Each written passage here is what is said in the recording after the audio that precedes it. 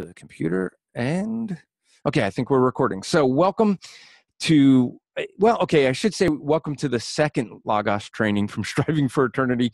I laugh at that because, well, I did do the first one. I think it's labeled Logos Training 1, and that was, about a year and 3 or 4 months ago. So, okay, we'll try to do these a little bit more often than that. So, sorry. I know many people want Logos training, and some of you are really happy to get it, free. So, because of that, you like me. I'll try to do them more, but what we're trying to do with this one is I posted a thing for some questions and tried to get folks to give me some questions so we could maybe solve some things that you would want. And what I will say, actually, for those who are here in the room, and I see, Rafe, you've already done it. You found the chat. So if you find the chat, you guys could let me know stuff in there as well if you want. And you guys can also raise your hand if you click on the participants. You can raise your hand if you have a question, and I can look at that. So I got to keep them on. So if I'm looking at the camera and I look over that way, that's because I'm looking at the people who are actually in here live, which is not you if you're watching this on a replay. Just saying. No, not judging too much. No, I mean, you should have been here live. Then you could ask your questions, but we'll try to do more of them. Anyway, so I should introduce myself. My name is Andrew Rappaport. I'm with Striving for Eternity Ministries. We are a discipling teaching ministry, and this is just one of the many ways we seek to further teaching the scriptures and helping people in their understanding of God's word. The real big thing for me is hermeneutics. I want people to rightly know how to interpret God's word. And Logos has been a really big help in that for me.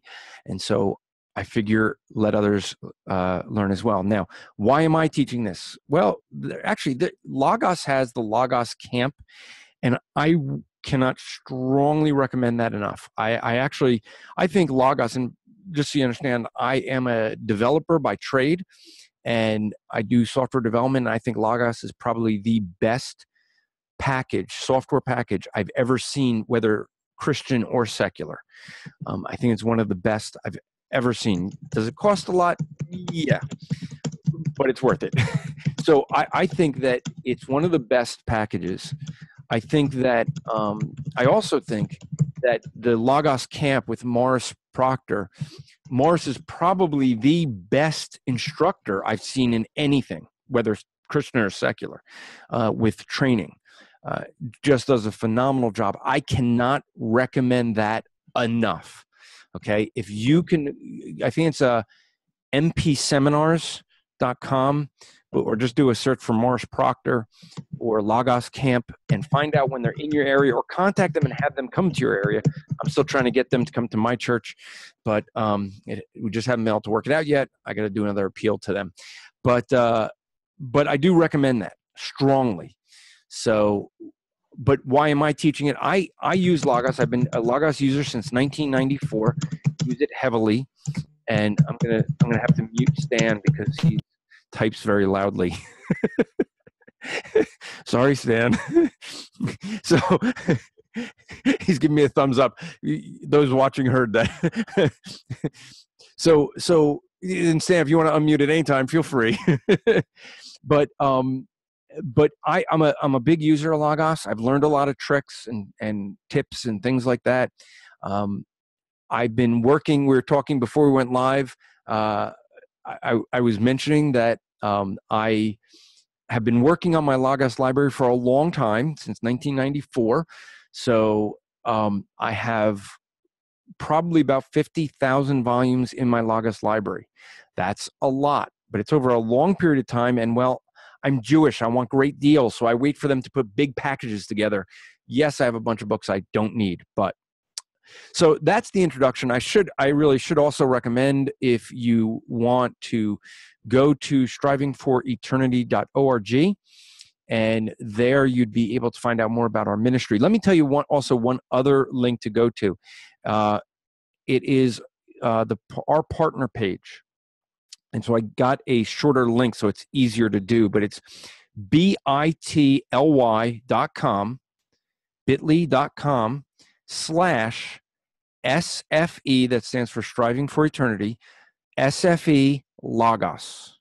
So SFE Logos, that will get you to our partner page. And that gets you, if you get the packages there, you get, I think it's 20% off.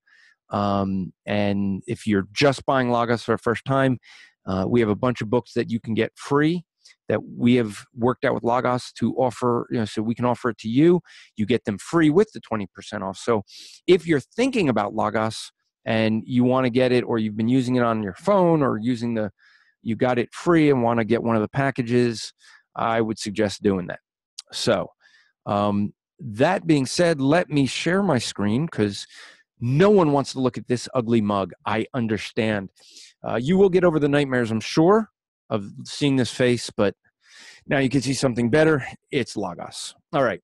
So as we look at the Logos screen, and now I got to figure out where my panel window went so that I can have that up, and my chat window. So hold on while I'm trying to make sure I still can communicate with the guys here, as they tell me that they would go. Okay, Rafe says you'd go to the Logos camp if it didn't, but it was for the money. So it is mpseminars.com, and I would say it's like, I think $250. It is worth it. Just so you know, not trying to pressure you or anything, but go. So, but no pressure. So, all right. What I have open, what you can see on the screen, is where most people start, is the homepage. I said this probably in the last training I did. I personally like this homepage because, well, it was my idea. When I was in the Logos camp, Morris Proctor was commenting about this page and saying how much he liked it and appreciated it. And basically, he's like, I don't know where they got the idea to do this. And afterwards, I walked up to Morris and said, I know. Me. Many years ago, when they were doing Logos, well, I guess it became Lebronics, but Logos 3, they contacted a bunch of pastors and said, hey, we want to know how you study. And they actually wanted to design Logos around the way pastors study for sermons. And so one of the things I had said, and actually after Logos, I think 1 or 2, I actually gave Bob Pritchett, I think 125 feature enhancements that I wanted to see in Logos. And by Logos 4, every one of them was included. And this was one of them. And I mentioned it again when they asked how we study. And one of the things my pastor did was train in me to just randomly go to Bible encyclopedias and just open to random pages and read. One of the things a lot of people comment about me when I preach in my sermons is the fact that I bring up a lot of details from the culture, from the time period, things that really help people to understand the text. Where did I get that from? Well, that comes from 30 years of randomly opening Bible encyclopedias when I sit there and sip my coffee and just read articles. Well, this is that same concept. Now, they've included things like some of their training videos, which are good. So I keep those up and you can just click on that and that'll play. They have their Faith Life Today. But you see random articles. This is an excerpt on women's role according to Paul, okay, from Matthew Henry's concise commentary, just randomly opened. That I wouldn't have picked up on doing just encyclopedias, because that's not going to be in an encyclopedia. That's in a commentary, and it pulls it up. Here's another excerpt, living as a child of the light, okay? This is out of Ephesians. And so I could just scroll down, and you can see a bunch of different articles that are out there that, here you see some more architectural pictures and images. So some of those will be helpful because there are things that you end up getting into where that's going to matter, and understanding the geography, things like that. Here's some on Justin Martyr on baptism. That's something I probably wouldn't have read unless I was reading that book.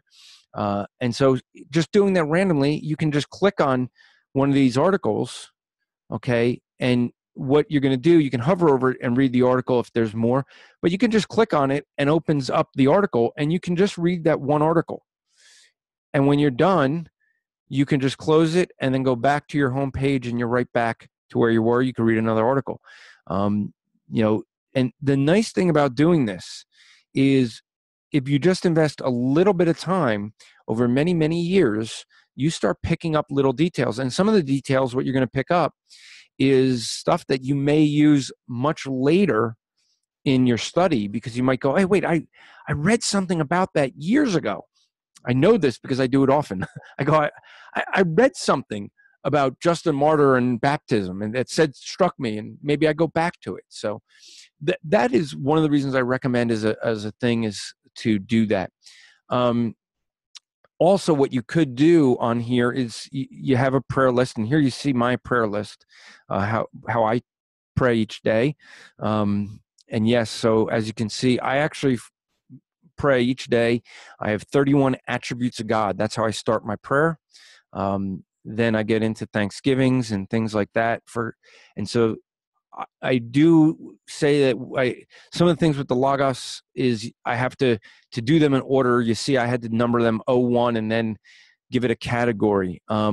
So there's just a different way of doing prayers, and I had to make it work the way for me. You can have reading plans in here. You can see I'm very far behind on all my reading plans. 2016. So you could tell I really don't use the reading plans so much. I should, but I don't use it as much.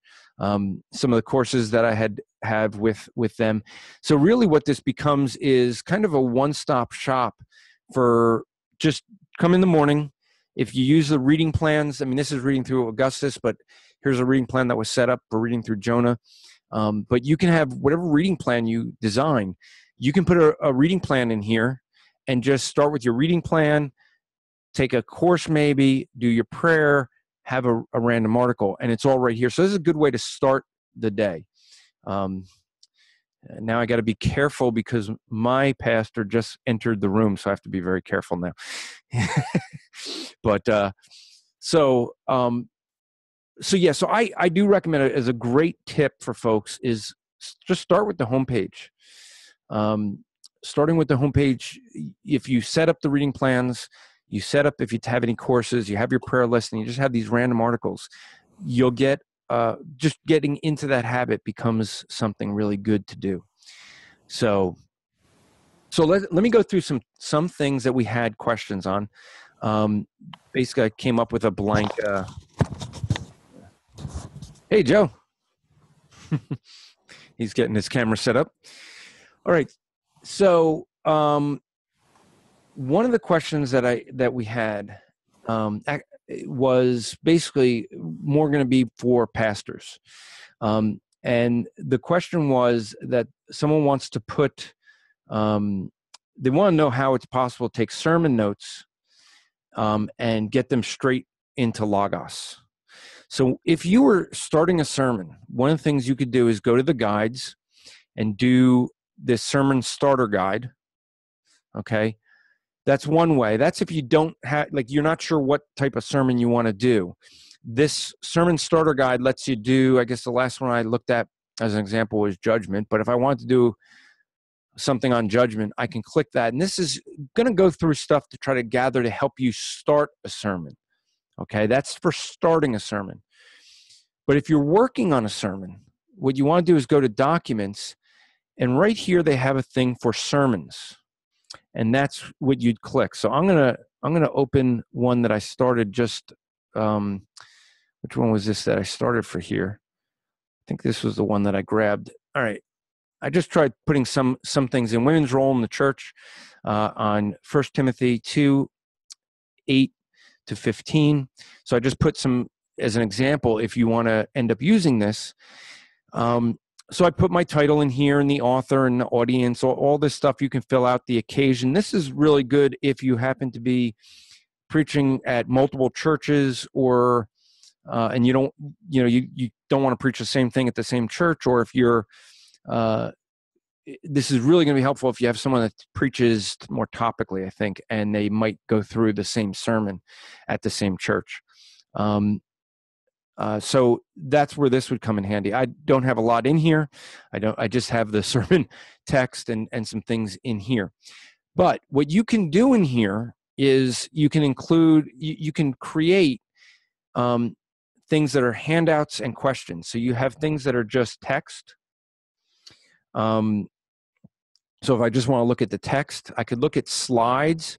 Now, if you look at the slide, you see that I created the text and have it as a slide. You can create handouts, and you can have a question sheet. And so I leave this on all. And so what you could do is you can add a slide from selected text, which is this first icon here, or you can add it from references. Okay, so it's going to depend on what you're looking to add there. You can end up having, I think it's the view that I want. You can end up having different views with this. So what you end up wanting to do is, if you have something that you want to add something in, and you can, let's see, fill in the blanks. You could do that if you want to have something that's like a question. And by the way, I should note this for some folks: if you see, it tells you how many words are here and how long they think you can get through this. This sermon would not take me very long to preach, according to them. It'd be 1 minute. I'd read the text and be done. I just want to float this panel just to get it so I can make it a little bigger. So if you have this set up and you want to take this to your PowerPoint, okay, you click on this here and you can say export. And they give you a couple of choices when you do that. You can send to Faith Life Proclaim. Now, if you're a church and you're using something to do songs and stuff like that, Faith Life, which is actually the company name for Logos. Some folks don't know they changed names a few years ago. They're no longer Logos Bible Software. They're Faith Life because they're more than just the Bible software. And Proclaim is one of their other things that they have. And what that is their, it's basically their software for worship services. It allows the worship leaders to put the music in that they want. It allows the pastor to just click this and his sermon goes right in. And that way they can organize it, and the slide decks are everyone's working together on. So that's really good to have. They also have their Faith Life sermons. You can post it there. But the other choice you have is to export to PowerPoint. And so you have the choice here of doing fully rendered or editable.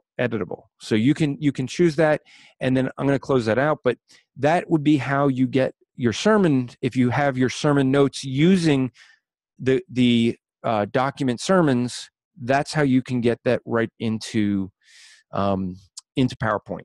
So that was Pastor Justin Pierce's question. Pastor Jim Osman had a more fun one for us to do. So I'm trying to, so Rafe said, you said the window that shows the send options are not showing. You may need to share the, oh, okay. So you weren't seeing that. Okay. I guess because I will do that again. Thank you. So let me pull that up again. Oh, I didn't want to do a new one. Okay. If you do that, by the way, if you accidentally do that, what sometimes it'll do is create a untitled document. So let me show it again. If you go right up to here, now you see this icon here, there's a little arrow right there. And if you click on that, okay, it has your drop down and you can print from here or export. And what we want to do is export. And so here's the Faith Life Proclaim. Here's the Faith Life Sermons. And then here is the Excel. And so you can do fully rendered or editable text. You could say next, which, would then bring this up, and I can then, you can see, you probably can't see because it probably isn't showing since I'm not sharing the whole desktop, which I guess I should have. Let me just do that just so we don't have, well, I'll try not to bring anything up in separate windows. So for Pastor Justin, that's how you do that.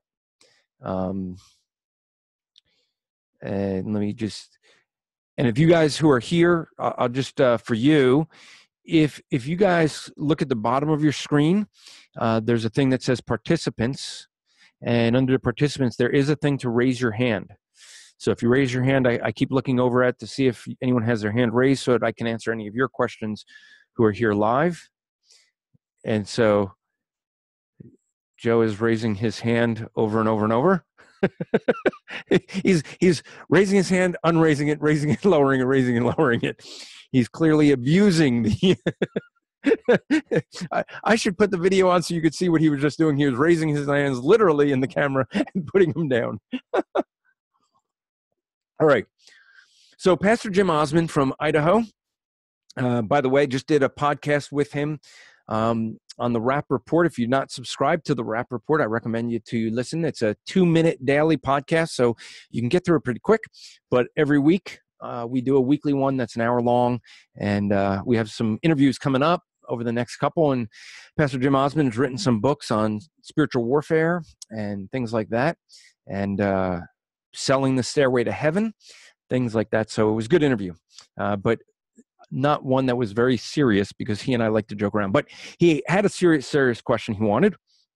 He asked, can you please demonstrate how to tell how many times a certain Greek word is used in the original text, how many times any form of the Greek word is used in the original text, how to find the same word in the Septuagint, that's the Greek translation of the Old Testament, for those who don't know, and then how to generate a list of those occurrences and their references per the Septuagint versus New Testament in a word form. So I have a Bible. Let me open up my Bible here. And that probably didn't need to be the whole screen. Let me just close it and do this. Okay, so here's and I don't know why, I just prefer my Bible on the left, but so here is, now I'm going to point something out just because some may see it, and we'll get back to this later, but you've heard of the red letter Bible, the red letter translations where they put the words of Christ in red, and some of you may be looking at this and go, wait a minute, what's with the purple and the blue? We'll get to that later, but that's really cool. But I'll tell you right now, if you look at my Bible here, anything that's in purple is going to be an imperative, and anything in blue is going to be a I'm drawing a blank on the word. Well, I'll tell you how I can find out. I'll just show you real quick. If I go to, this is what's called a visual filter. And that is, and I mislabeled these because they're not the imperatives anymore. Let me just, they are why am I drawing a blank on the word? I don't even see it here. Okay, I'm going to get back to that because I forget which. Oh, that's why, because I did the wrong letter, right? No.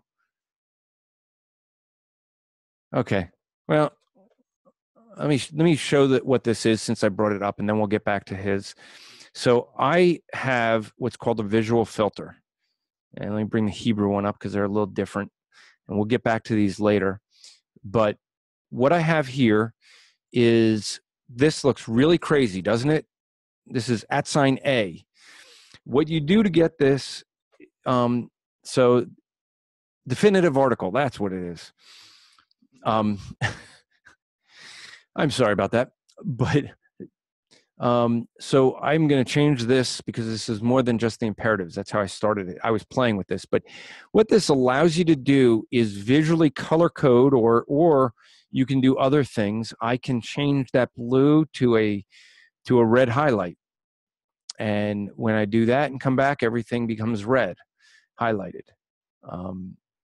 And so you could do some different things. I'm going to show you later how this becomes really, really important for some things that you want to do. But I started this really because I really wanted I actually had the imperatives, every imperative, whether it's in Greek or Hebrew, I had as red, which then made a problem when I got to a red letter Bible and realized that that was probably a poor choice of color. But if I see anything in purple, I immediately know in the Greek it's a command. So that was one of the things. So the way I did that here in the Greek is to start this, you do the @ sign, and you have a choice. Now, if you just hover over something, it's going to tell you this is an adverb and what an adverb is. It'll tell you what an article is and so on, what a noun is, okay? But I wanted verbs. So I click on verb, and you'll see that it put a V up here. And then I have a choice of different types of verbs. Okay, so I can do each of these different verbs that I would want. Well, I wanted the imperative, so I clicked on imperative. But I can choose, you know, if I wanted a future imperative or maybe a present imperative. I could choose multiples of these. Okay, so I can go like that, and it's going to select, you know, each of those. So you can choose between those.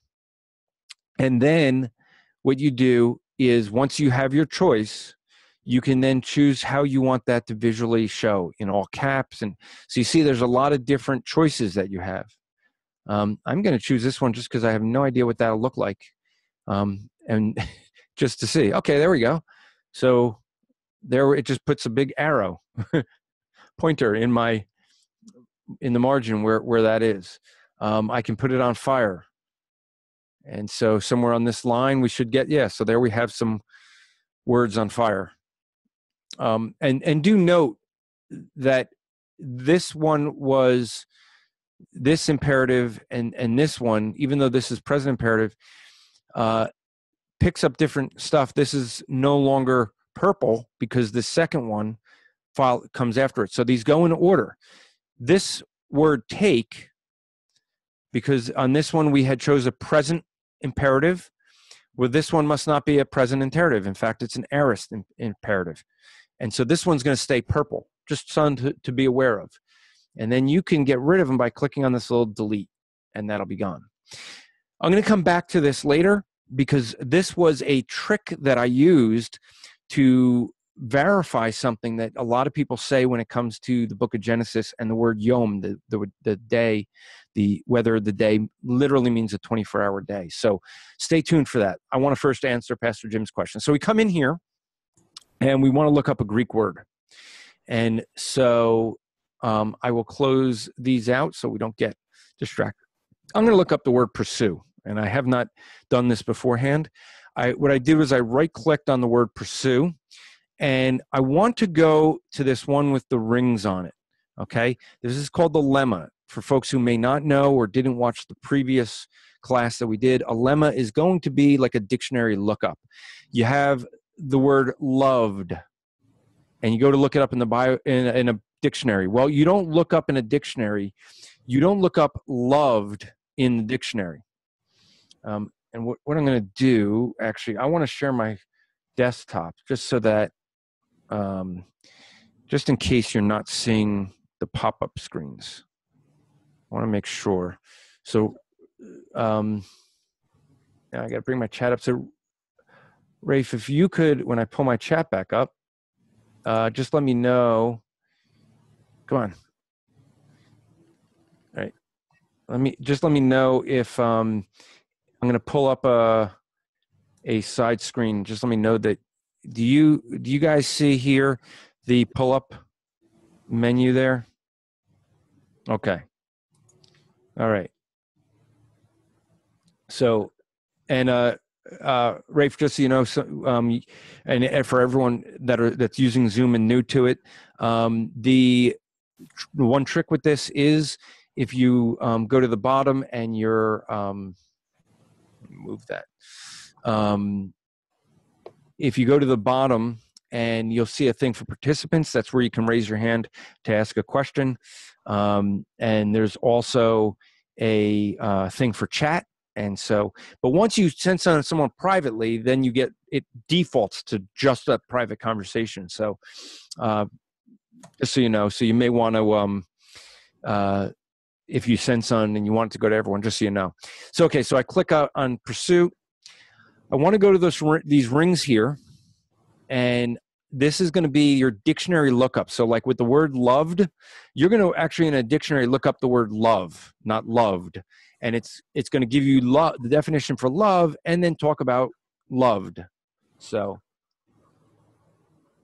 that's what that is. Now, we're going to click on, if you slide over to the right here, and I just spilled my water, which is not good.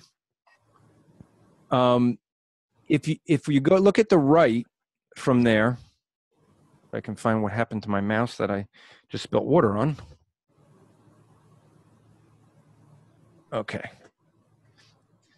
There's a thing that says Bible Word Study. And this is going to be the one place that Pastor Jim Osmond needs to go for everything he asked. So you click on that, and you're going to see it brings up. And by the way, another tip is, let me close these. You see these all popped up and they opened up. If I close them, these are all searches that get done. If I close these, and then I close that word study, and I do that same thing again, it is going to remember however I had it last. So now all of those are going to come up and they're going to be closed. That is helpful if you want to look things up quick. It's good to sometimes always leave things like this so that you don't have that showing up and having to wait for things. Who's ever playing, please stop.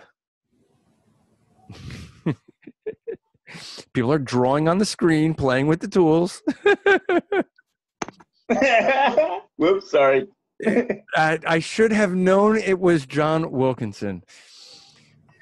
By the way, John did a great job at editing the last Rappaport. He just should have put you got to listen to the end. You just got to listen to the end because he put the phone message that we laughed about with Pastor Jim at the end of that. But anyway, so here what we're going to look at is that lemma.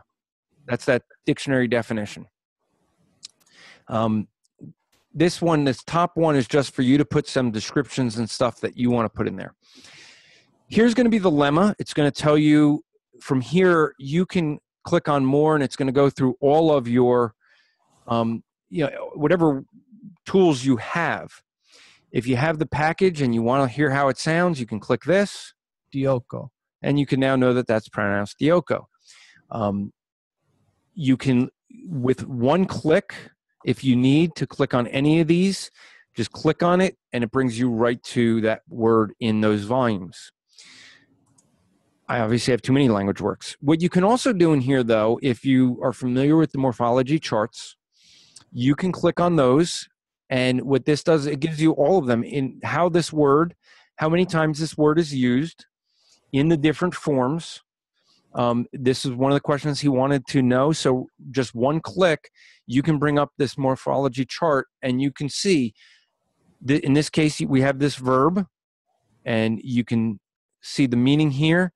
You can quickly gather just from this all the places that it ends up getting used in the different ways. So that's going to be one of the questions. That was his second question.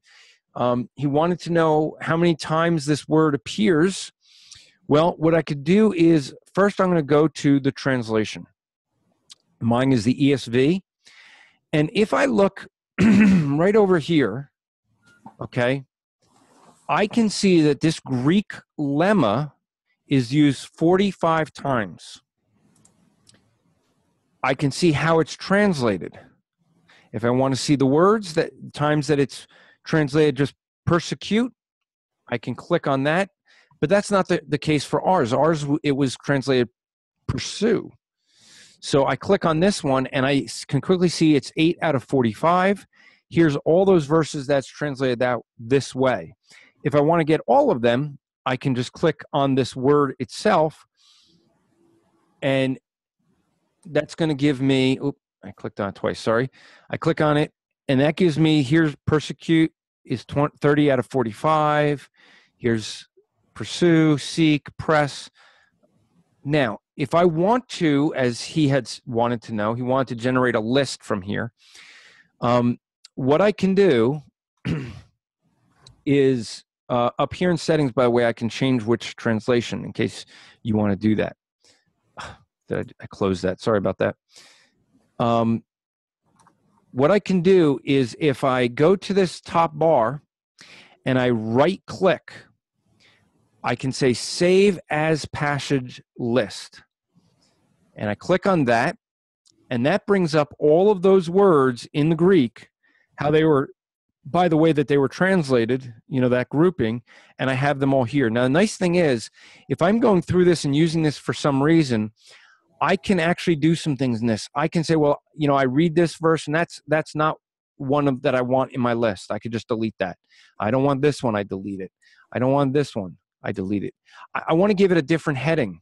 Well, I can go and do that. I can just click on this little pencil icon, and I can change whatever I want. Maybe I just want to delete those. I can, maybe on this one, I want to give it a new heading. Well, if I want to give it a new heading, I right-click on, let's see, nope, not there. I right-click on here, and you see it'll say Insert Heading. And now it gives me a heading, and I can click on my pencil, and I can just say New Heading. Now, by the way, if you look up top here, I have 42 passages, but if I delete one of them, oh, that's not good. What happened to Logos? I just shut down all of Logos. Okay, that was good. Okay, we'll stop sharing till that comes back up. That makes for great a great Logos demonstration. That's amazing. Yeah. Why don't you tell people about your new Equipped Ohio while that thing's loading? While it's loading, yeah. I'd have to get the date. What was the date? That was the first weekend in June, is Equip Ohio. So let me go back to sharing the desktop. That'll be up in, we'll probably get some information on it, but it's a replacement to what was Ohio Fire. That, you know, we have a definitely professional setup here. We're, you know, all right. I'll so professional, yeah. Yeah. Well, hey, that was, you know, look, Logos probably is saying, hey, we weren't prepared to work with, you know, to be working through, you know, video chats like this. All right. So let me go back. So I'll use this opportunity. I bring my Bible back up, but I'm going to bring my documents. I'm going to go to documents.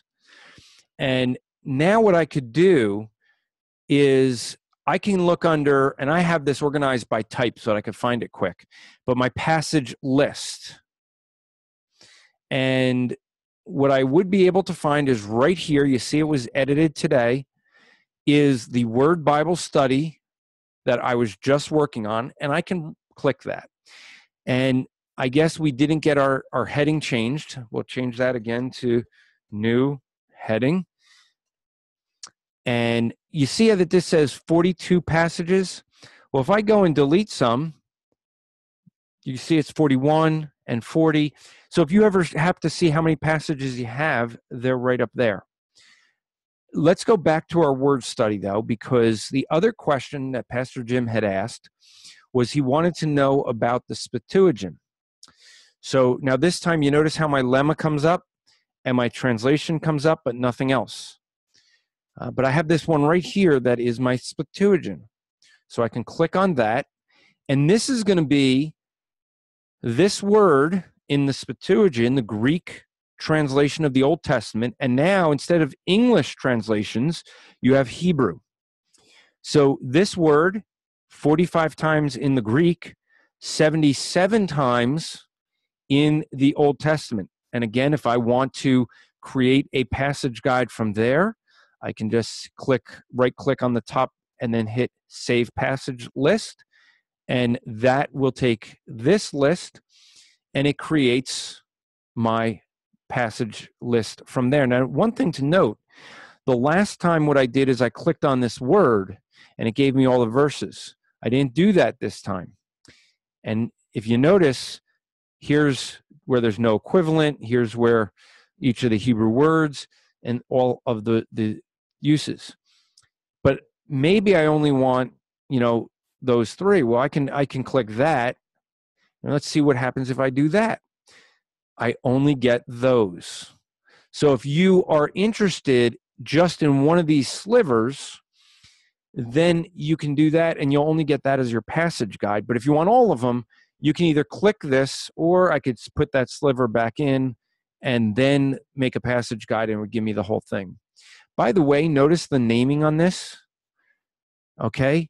Where this one was the word study with the Greek. This one is specifically the Septuagint translation, but this is number 2. Why? Because number 1 is this one here, okay? So if I go to my documents, I'm going to see 3 new documents now. All of these are the 3 new ones that we just created, all right? So that would be a way of finding out where the lemma and the Septuagint is used. You could do the same thing if you want with you looking at the root words, okay? I can also, if I right click on there, I have a couple things. You notice here, this is the manuscript word, this is the lemma we were talking about, and this is the root word. So what I could do is look at the manuscript word. Now, if you notice with the manuscript, because this is not a dictionary definition, I don't have how many times this specific word is there. Because let's use the English example. This is the word pursue or pursued. Well, we would look up pursue in the dictionary. But if we want to look specifically at the pursued, well, we would have to go here and maybe I could do a search, either inline or resource. And so maybe I want to search this resource, which would be my Bible here, and it's going to come up with that specific word only appears twice in our passage here and 2 Timothy 2:22.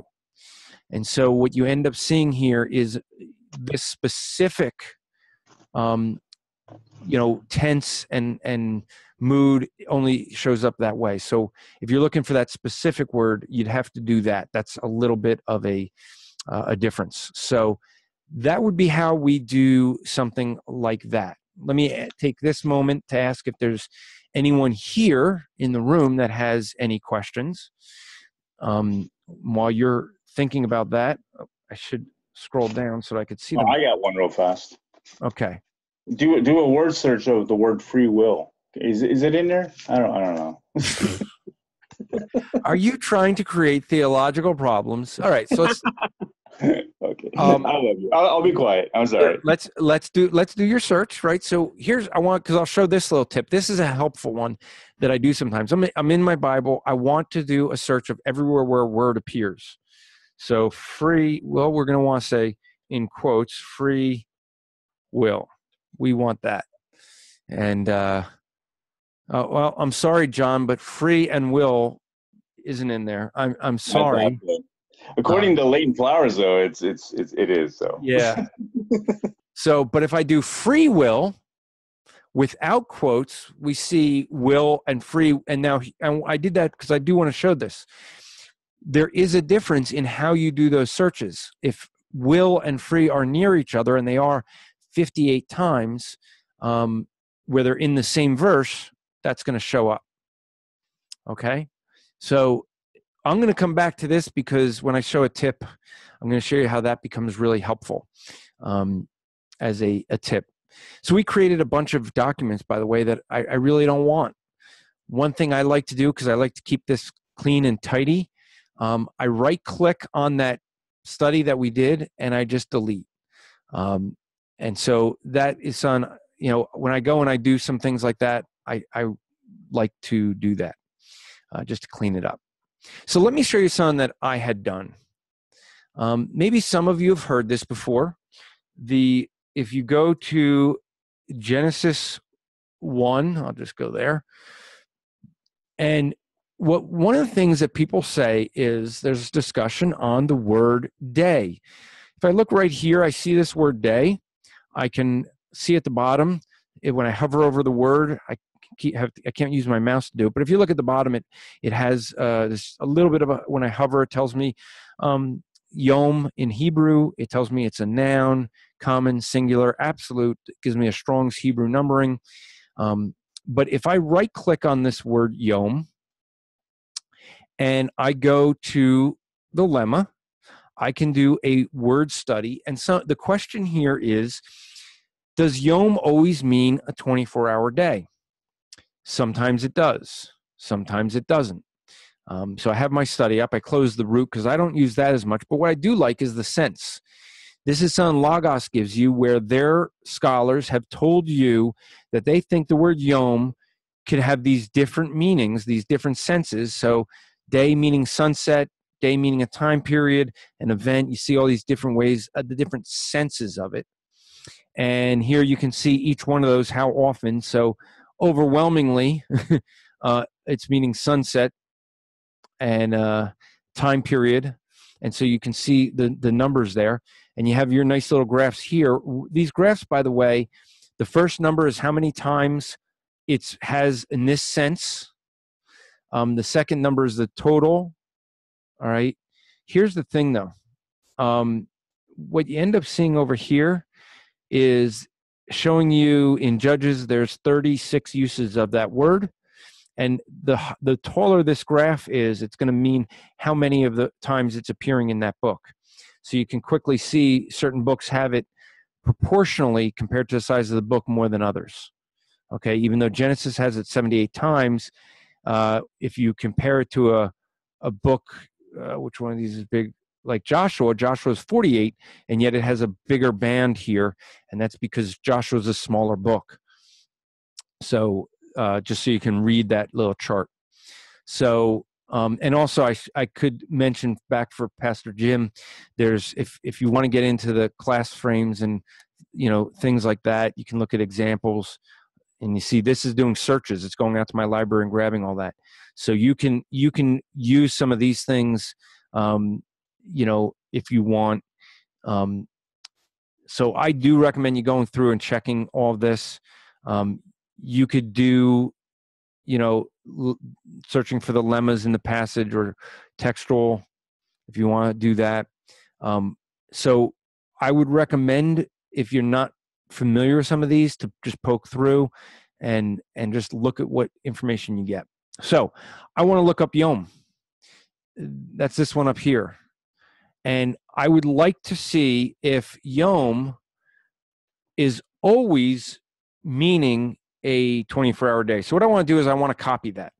So I take this, I can highlight it like I did, and I can copy. Or I could take this, I could right click on it, and I can say copy. And now what I do here is I go to my inline search. And I want to say Hebrew : and paste my word. I don't think it copied.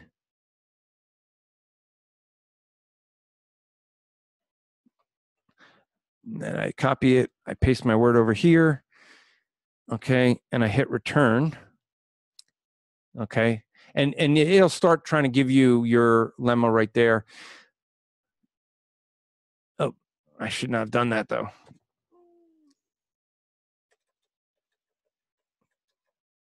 Sorry, that was, so I put Hebrew : and I give the lemma. When it clicked the lemma, what I could have done is just paste that in there. It'll search on it, and I could then click this, and it would do a search for for that lemma. Okay, so it's another way of doing it. But I'm going to do it my way because this is the way I taught myself. So just prefer it this way because it's going to give me just the Hebrew for that. And so here's what I got. Notice here, this is going to be everywhere where that word day is showing up. Now, the argument goes that it's morning or evening, day, or when it's a number before the day, that it always means a 24-hour day. Well, is that true? Well, if I look over here, I have 14,000 verses. Now, if you notice, this went from Genesis 1:5 to Genesis 1:8 to Genesis 1:13 to 14 to 16, 18, 19 to 23, 31, 2, 2, 2, 3. But then what happens is I can keep going. It jumps from Genesis 4:14 to 5:1. And then it's going to make some bigger jumps later. And where you're going to see, if I get out of Genesis, it'll jump books. And what this is this has just sorted my entire Bible to the fact that I'm only getting verses that have the Hebrew word yom there. Okay? So I could jump, I'm trying to get out of Genesis, just to show you a big jump. Okay, here we go. So we can go from Genesis jumps right to Exodus, right? So you can go through now. Do you got the time to go through all of this? Well, this is a lot, right? You're not going to have that kind of time. Well, I happen to want to do that search. All right. Well, there's other ways to do it. So this was going to limit my Bible to that. Let me show you another thing you could do. I can go in here into the search, click this here, and I get my search of a Bible. Now you can do searches like clause by morph and things like that. I can do a search for this Hebrew lemma if I want. Just put the Hebrew there, click on that, and I will get my search. And that's very nice. How did you put Hebrew? You just put it. I pasted it from where I copied before. Oh, okay. I thought there was like a letter that you can put in as nope. Before. Well, there is a way to get the Hebrew in your keyboard, but I cheat and I just highlight that and I copy it.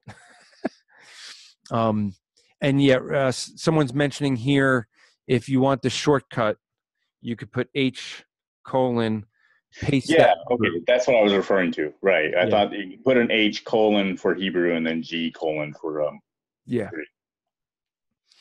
Okay. So you can, well, actually, I think you could do that in here. Here, I guess in this one, it's not showing that up right. So, but let me put that back in for a sec because I'm going to want that. So I'll do my search there. And I'll hit go.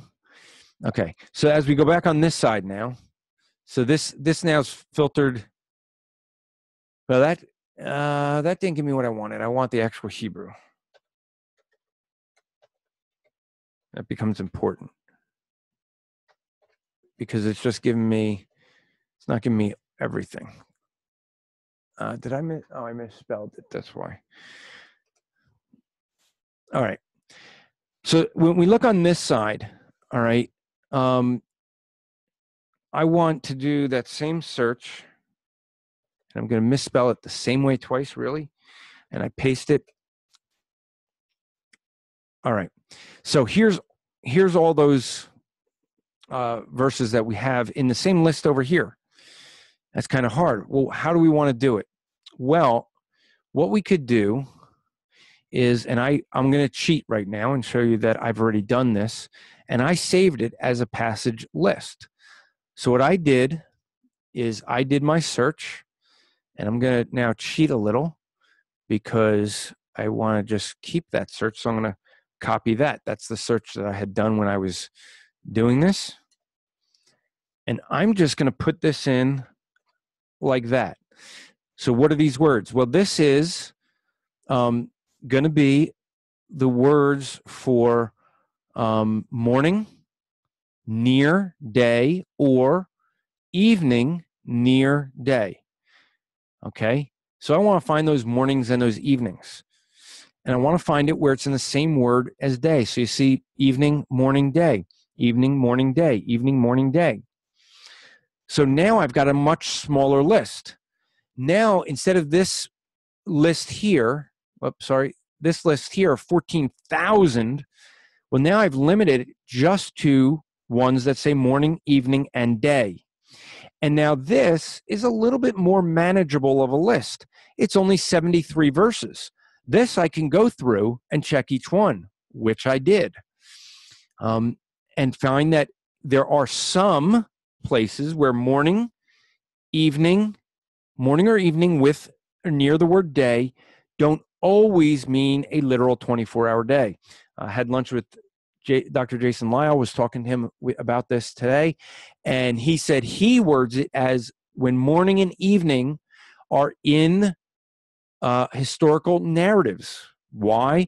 Because in some of the places where morning or evening are used in poetic senses with Yom, they are not a 24-hour day.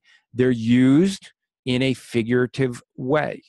And so then it's not always literal, but again, that's hermeneutics, right? You know that it's not supposed to be. It's not meant to be taken literally.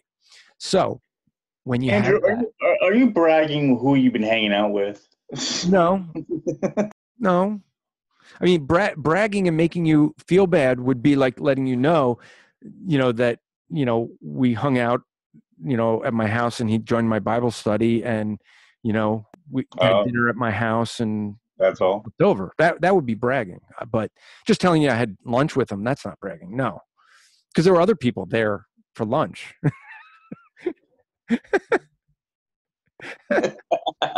Now it would be bad to say that he was at the Bible study because Stan is here and Stan's usually part of that Bible study but couldn't make it. And so if Stan, it'd be making him feel bad that he missed Bible study and kind of guilting him in the fact that he could have had a private Bible study with, the great Dr. Jason Lyle. I mean, that would make, but I wouldn't want to make Stan feel bad. I mean, just because he walked away from his camera. When he watches this on rerun, then he'll be like, I can't believe you. All right. So, what you can get through these 73 results, and actually there's only 27 verses. Okay.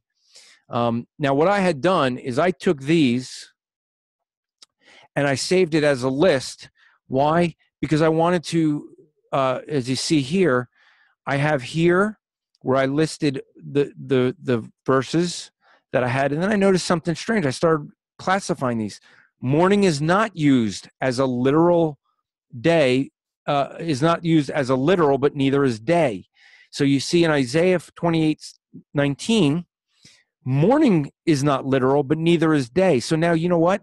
The fact that I took this passage and I copied it in here, and there's some that I didn't need at all because the word day was translated, a couple of these, the word is translated right here as cow. So here it's like, okay, that's really, or morning, I mean, is translated as cow. I don't know why it is that way. It's something about the word, but I got rid of that one. So I wanted just the ones where it's translated as a day. And I noticed here, day is not specifically a 24-hour day, but evening is an illustration and not a literal. Here, not a 24-hour day, but it's as an illustration. So what I was able to do is quickly in my passage list here is I could sit here and now say, okay, all these out of the 19 passages that have morning, evening, and day, these all use it as a literal 24-hour day. But because of my headings that I put here, let me scroll up a little. Because of my headings, I can quickly look and see these three different classifications where Isaiah 28:19, Jeremiah 6:4, Amos 5:8, and Zechariah 14:7 all do not use day literally as a 24-hour day. But notice in each one of them, it's also noted, noticed that they're not literal there either. And by the way, just so John doesn't get on my case, I did this several months ago, so you can't say that I got this from Jason. Oh, look, Stan's back. He doesn't know what we were saying about him. All right, so Stan, all I'll have to say is you're going to have to go and watch the rerun. But I may forget the Hebrew over time, actually, now I'm thinking about it. So maybe what I want to do is change this to say, I still want to keep this in case I want to do that search, but maybe I want to say, I should go all the way over here. Oh, I guess I have to say in ESV. So, okay. Morning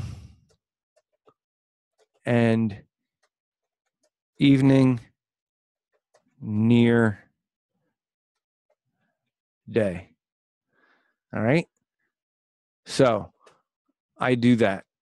That's going to help me with my English, but this is good to keep because you may want to do that search again, like I just did here, and I just have to copy and paste. So it's good to keep that. Okay. Now, this doesn't solve one other problem, and the real problem. How can I figure out the number? Because I can't search for everywhere we're first, second, third, fourth, 1, 2, 3, 4, 5. Right? That's kind of hard. Well, let's go to our trick.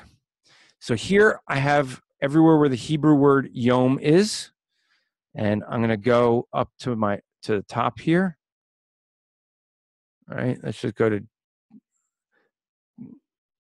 Okay, so now I would like everywhere where day appears. Okay, now, by the way, because I have this search in this window, that's why this is showing up as blue and green in this window, because it's blue and green in here. If I want that to go away, I could close this and that'll disappear. But I want to get this where I can see these numbers and the morning and evening. Well, this is where that visual filter that I was showing you earlier comes in. So if I go to my visual filter, and we're in Hebrew, so I'll bring up the Hebrew one. I'm going to put it over here just so it's easier to work with. And I would like to know where a number shows up. Well, again, I go here and I hit my @ sign. I get my list. And look at this. In the Hebrew, it has a numeral. And I click on that. Ooh, and I have a difference. I have one for cardinal, a cardinal number. So let's do that. This is what I actually did. I went in here and I put the cardinal numbers. Wake up. And I'm going to do the cardinals as a, let's see, I got blue and I got green. I'll do that as a orange. Well, the orange is used for day. I'll do that. I know what I'll do. Let's make it stand out. I'll do that as a,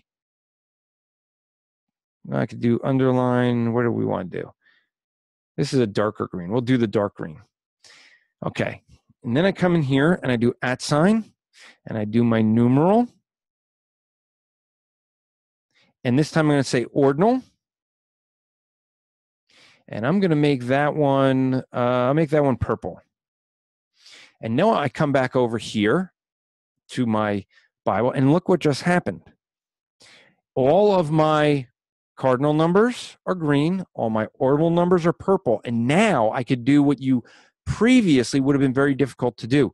You would have had to go through all of those 14,000 references and look for where there's a number and then day. But now I can quickly find them. I can just look at these quickly and go through them and just look for green or purple next to day. By the way, do you notice this one's cardinal, but here's all the, this one's marked as a cardinal. And then these are all marked as an ordinal. Here's the thing that I ended up finding when I did this. It is not enough to say that you can say morning, evening, day is always a 24-hour day, because it is not. When morning or evening are used in a literal sense, then the word day is a literal day.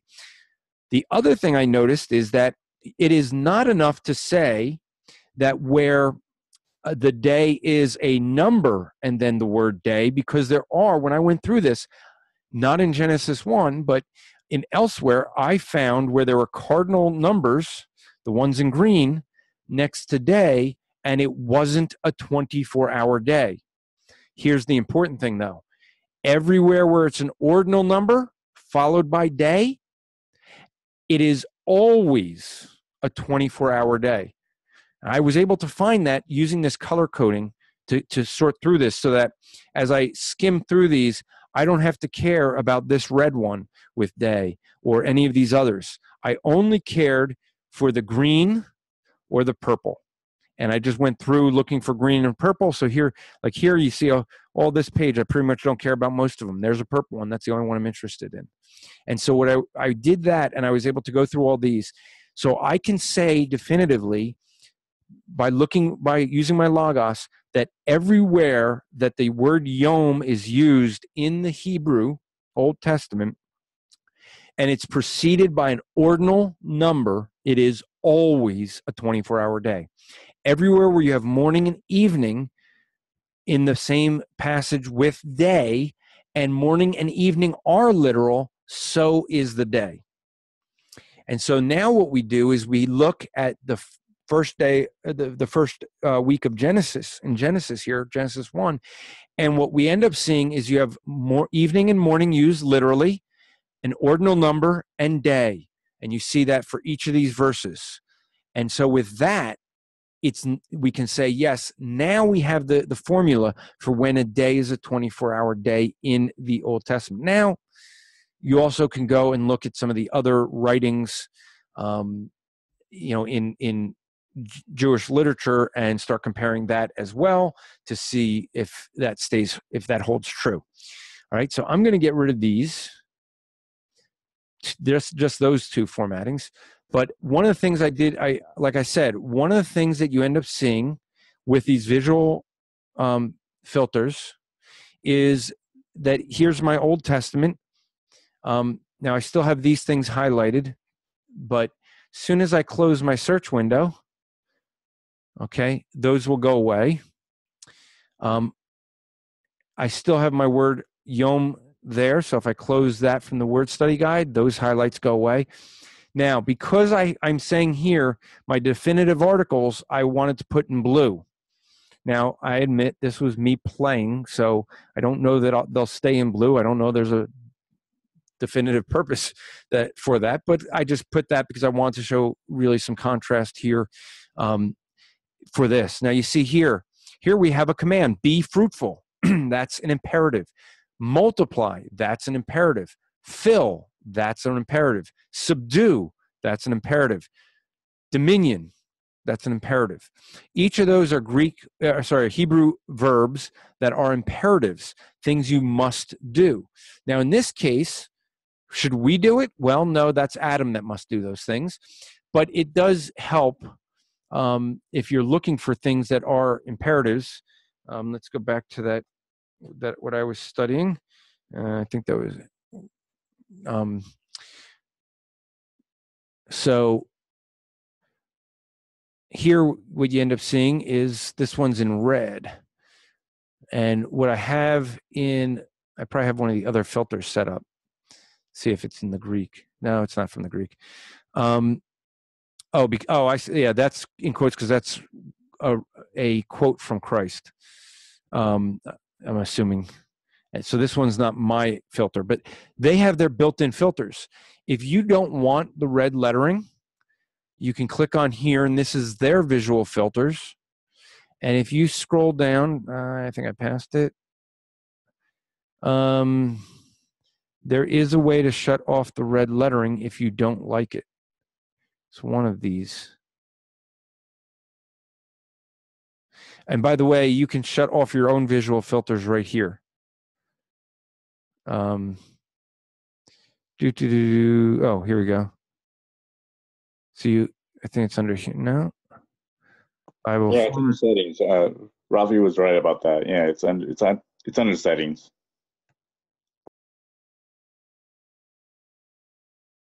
Under here, under settings? Or you mean under your, Yeah, in my the one case, the up. preferences. Yeah, Yeah, okay. preferences. So it's going to be under here somewhere, right?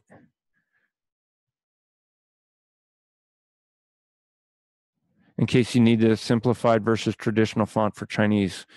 I'm sure you have it. Okay, here it is. So you can just turn that off there, and you can see, yep, that's exactly what that was, because that went back to that. So I just keep it on by default. So, but I do like this. I like having my imperatives showing up so that I can see them. And so that's some things. Now, let me go to this passage that I was studying and show you some other things. And I don't know if you guys here have any questions yet. Let's see. See if I have any other. Okay. I created, just because of the way my brain works, sorry, it's under tools and highlighting. I don't know, I may have shown this before. Here's the default ones that come with your Logos. And so you have different ones. I have two that I created, one called Inductive Study and one called Lists. So I first want to show you my lists. Now, what's this here? I can just click 1, 2, 3 through 0, and it will put a little red 1, 2, 3, 4, 5, 6, 7, 8. And all I have to do that is to highlight. And if that was 1, I'd hit the letter 9, and a 9 would show up just before that. I like lists. So this helps me in my study so that I can quickly look at this, and I have my lists, and I can count off and see them. I have my notes here that I put in there. Okay. I have notes throughout this. I can have highlighting in here.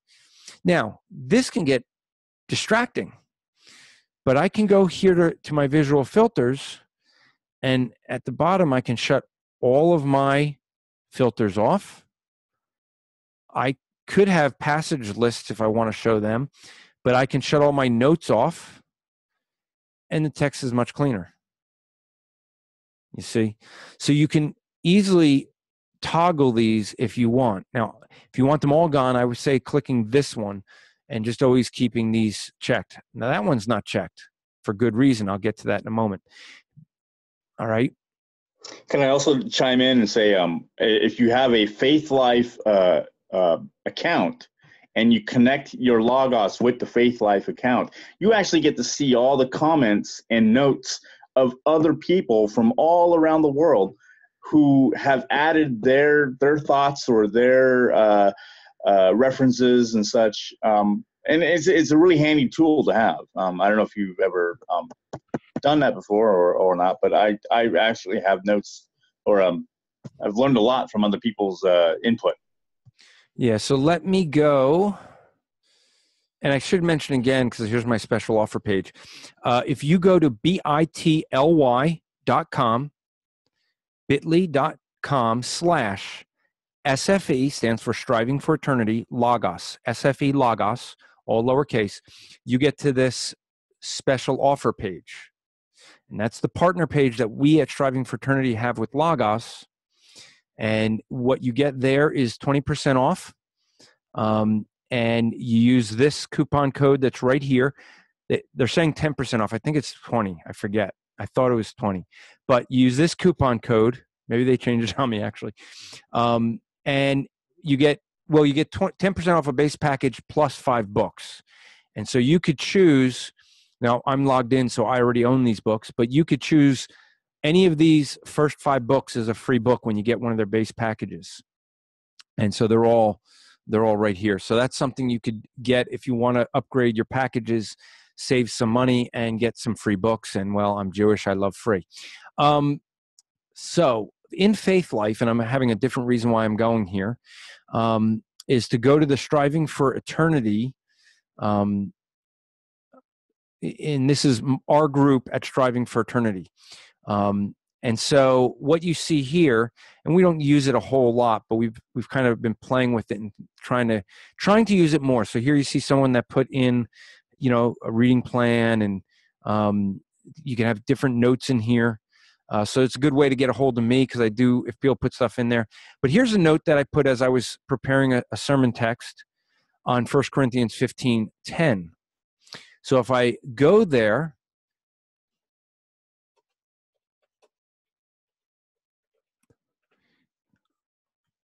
you see this green one? This is what John's talking about. This is a community note. And I can click on that, and it pulls up a side window of the community notes. Okay. And where is that note? Well, it's showing me all the places. Okay, so there's Striving for Eternity. Scroll down. Oh, there it is. Oh, there it is. Okay, so here's the one that we just looked at, and I can click on that, and see different, different ones that are in here. Where's? Huh? See, this part is, that's for adding a note, I think. Is it right clicking on that? I thought it just showed up. I don't know why it's not. I thought it just hovers like this.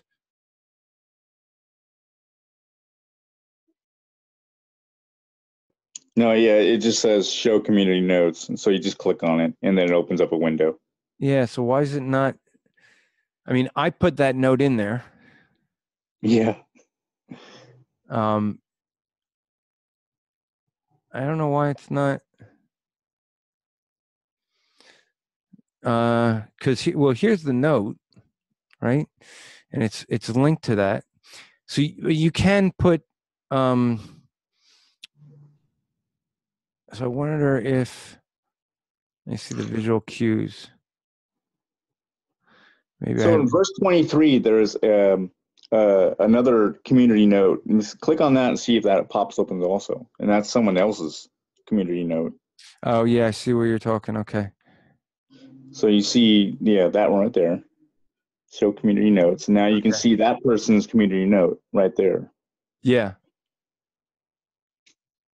That was someone that was doing a note. Someone that was looking to do the note because they were part of the seminar. So I'm wondering why that's not showing up. That's up. Yeah, it is kind of strange. Flash. It did just pop up and then disappeared. It's a glitch maybe on your browser, or either that. Yeah, I'm not sure. I see. I definitely don't want to do that. Whatever that just did. Okay. So I don't play with I was playing with adding a community note. So John, what you should do is go to 1 John 15:10 and see if it shows up on yours. It's weird that it doesn't show up on mine. But when I typed it in Logos, it pops it in here. And this is what I had said about that regarding shame, the blessing that shame could be. And so this is a little bit of a lengthier thing. I'm kind of bummed because I really would have liked to have that pop up in my Logos. I would have done it as a note otherwise. Like it might be setting somewhere. There's probably a way of doing that. Yeah, it's probably and see, this one's green filled in, where that other one that we saw was wherever it was a green outline. So that must be the difference. Verse 23. Yeah, right there. I see it. Yeah. Yeah, it's right there. So I don't know if that has something to do with it. But here you have community notes that you can click on and click off. Okay. So we were trying to do like a Bible study in I'm just clicking back and forward because I'm trying to get to my passage here. I want to be at 6:11. Okay. So, here you see my thing with the with my lists, and one of the things that I also have is this inductive study. So I don't know if I showed this in the last one, but here's something to do. I can go to Matthew 4. So I'm studying this. I want to study this. Well, when you do an inductive study, you want to ask who, what, when, where, why. Okay, these are the questions you want to ask. Well, as I go through, I want to highlight them. The reason I don't have that as my visual filter checked on by default is because when I put that one in and then go back, oh, does it make a mess? I have this set to say the who, the what, the where, each one of those, and it populates them. So I can quickly figure out in this what all of those are. And I can go and look at my inductive Bible study document, which I would have. Let's see if I do it this way, I could find it quicker. Inductive Bible study notes. Okay. And if I bring that up, I end up seeing, here's my who, here's my what, here's a who, here's a where, and it's all listed for me now. So that's really helpful when you're doing inductive Bible study. But I don't encourage you leaving that on because it makes a mess of your Bible and it's too hard to read. So that's good for doing your study if you do an inductive Bible study. So those are some of the tips that I had for us. Let me look at the chat here to see if there were any things that I missed, or you guys could just tell me if I missed any, because I was looking, I was just peeking at it throughout. I will remind you guys again, the bit.ly.com/SFE Logos, and you'll get the discount there that we offer at Striving for Eternity in our partnership with Logos. So, yeah, so it is a good note that was mentioned that when I was doing the some of the stuff with the Septuagint, you may need to get the Lexham Analytical Lexicon. So you may want to pick up some of those different tools that you need for some of that. So I was going to ask you, it's like you can't really do some of that stuff without having, the library that you have. I mean, if you downloaded the free version of Logos 7, you're limited with a lot you can do, but you do have to invest a lot of your money basically. They have here the starter kit for $200, but if you're doing that, John, what you have to do is come over to here to the Striving for Eternity special offer page, and you need to actually purchase one of these. But yeah, I mean, it would be good to do that just to have it. But yeah, you may have to purchase some more books to be able to get some of these tricks that I showed you with the languages to work. I think you need at least gold to get the language works. So, open up. We've been going for almost an hour and a half. Do you guys have any things you want to see done for those who are still here? I don't see any hands raised in the. Okay, so I'll end that. And I hope this was helpful for you guys. I hope that there's some things you got out of it and learned and you could use. I'm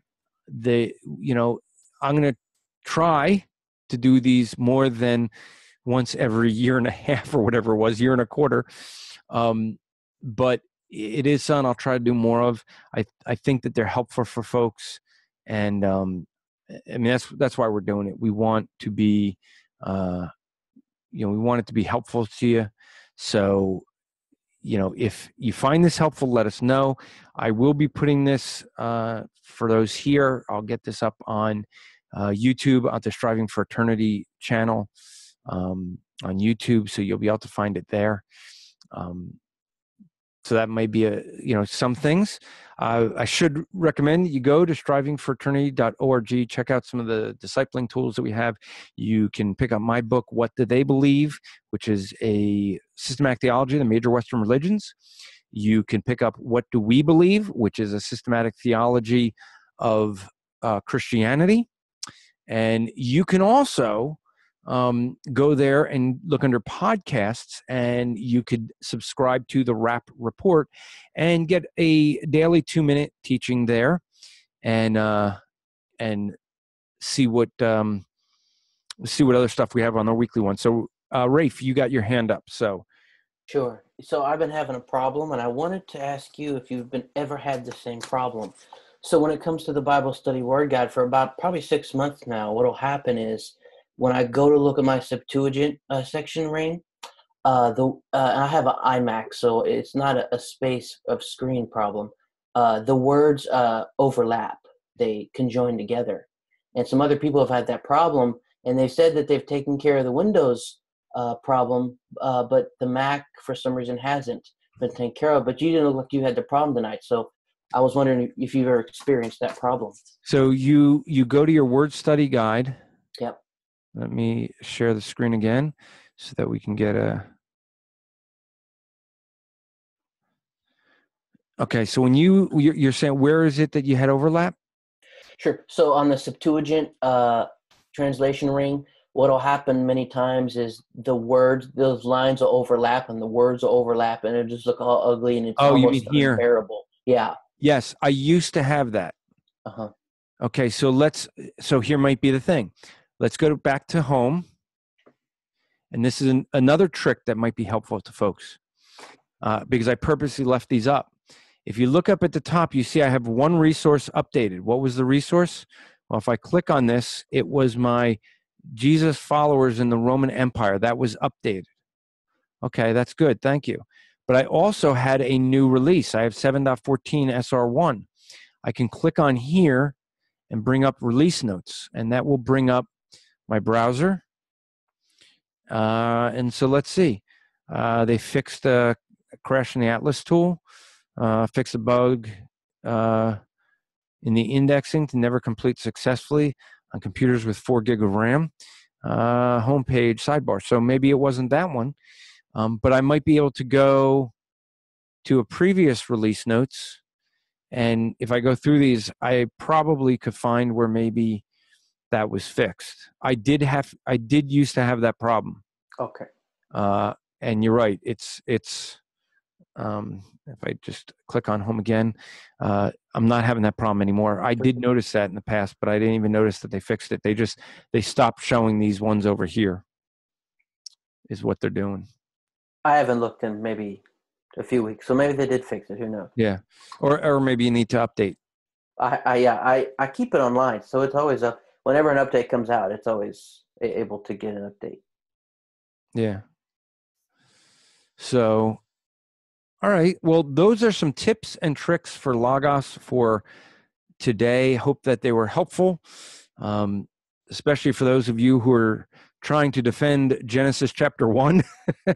I hope that was helpful and maybe correct some people who were saying things that actually weren't true biblically. And so I'm doing a Bible study through Genesis 1 that we started a few weeks ago. And so I had to go through before I got to day 1 to be able to verify that. And so I showed you it took me, well, actually it took me months and months and months to try to figure a way to do it.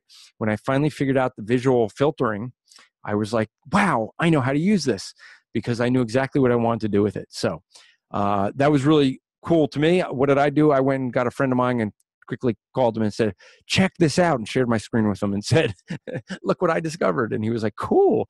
So we went through the passages. So I hope that's helpful. Subscribe to the Rappaport. Go to strivingforeternity.org to check out what we have to offer for you for discipling. We have an online course, or courses, I should say, at Striving for Eternity Academy. You just go to strivingforeternityacademy.org, or you can go to Striving for Eternity, click on the Academy button. We have 4 courses out there now, more to come. And so be looking for those. And those courses actually you can watch on YouTube for free.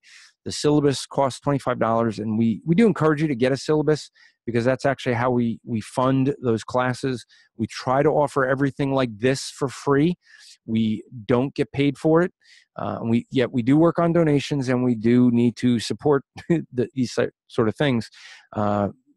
Yes, my time for some might be free, but things like the setup that we have with the Zoom meetings and stuff like that, there's monthly costs. So we do need that, but you can help us out if you choose to. And the snazzy T-shirt you got there. That's right. Yeah, my snazzy. I was out. I'll have to stand up now to see. Move this. So it says God exists and He has spoken, and a big belly. No, but yeah, those are and they come. Hold on one second. They match the gospel tracts that we hand out, and you can get these at gracealonewa.com. gracealonewa.com, Grace Alone Witnessing Apparel. They make gospel tracts to match their gospel shirts. Neat idea. They also have tumblers and all kinds of other things. So do encourage you to go there as well and check that out. All right. So guys, any last questions or anything else? Well, I'll let any of you guys. Oh, I was going to say maybe next time you do this, we'll talk about like setting up layouts for your. Okay. Yeah, I don't know. It's a quick lesson. I'll double check. I think the first one might have covered that, and if it didn't, then that would be a good one to bring up for the next time. Maybe you did. Yeah. Okay. Yeah. We'll check. If not, it's always good to do it again. So thanks so long, and I hope this